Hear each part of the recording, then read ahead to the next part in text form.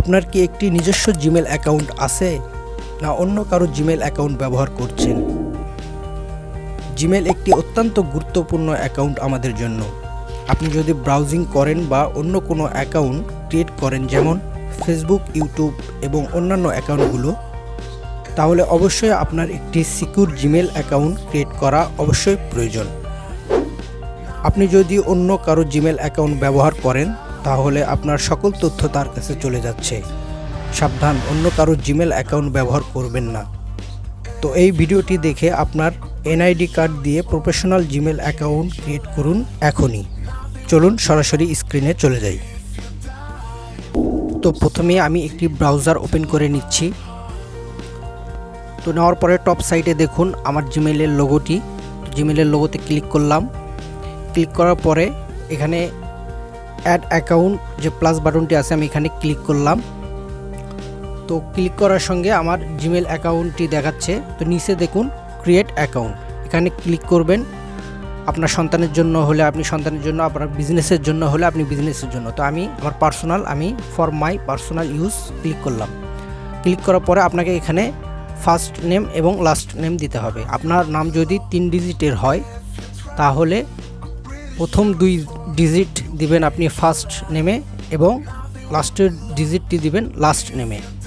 প্রথম ডিজিটটি আপনি দিবেন প্রথমে, লাস্টের ডিজিটটি দিবেন লাস্টে। তো আমার নাম রাকিবুল, আমি প্রথমে first name Rakibul, last name Islam দিয়ে নেক্সটে চাপ দিলাম।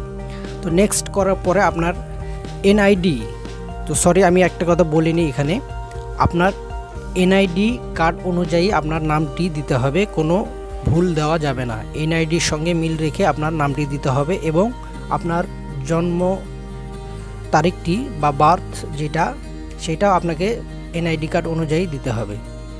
তো আমার জন্ম তারিখ আমি দিয়ে দিলাম। নিচেই জেন্ডার, তো আমি যেহেতু মেল, আমি মেল সিলেক্ট করলাম।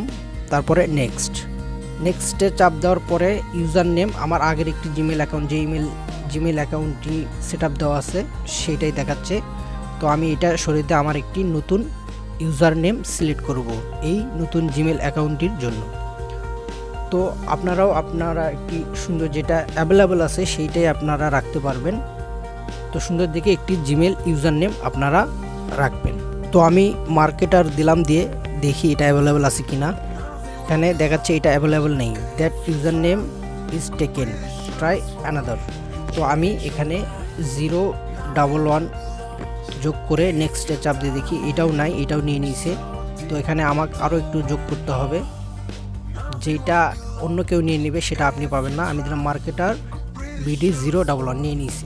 তো আপনাকে এখন দিতে হবে পাসওয়ার্ডটি সুন্দরভাবে সিকিউর স্ট্রং পাসওয়ার্ড রাখবেন।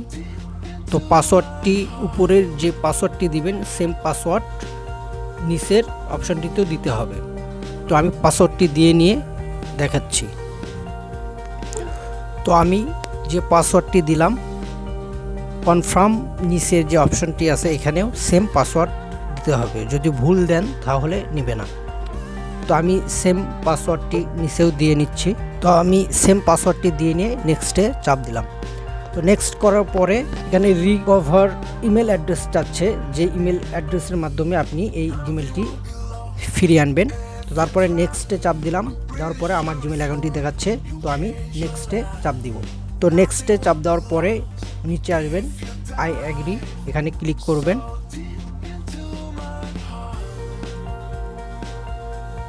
বাস ডান, সম্পূর্ণভাবে ক্রিয়েট হয়ে গিয়েছে আপনার জিমেল অ্যাকাউন্ট। তো আমরা খুলে ফেললাম একটি সম্পূর্ণ প্রফেশনাল জিমেল অ্যাকাউন্ট, যে জিমেল অ্যাকাউন্টের পাসওয়ার্ড আপনার কাছে আছে। তো আপনি যে ব্রাউজিংই করেন এবং এই জিমেল অ্যাকাউন্টের আন্ডারে যতই অ্যাকাউন্ট খোলেন সবগুলোই সিকিউর থাকবে, কারণ জিমেল অ্যাকাউন্টটির পাসওয়ার্ড আপনার জানা, অন্য কারো জানা নেই।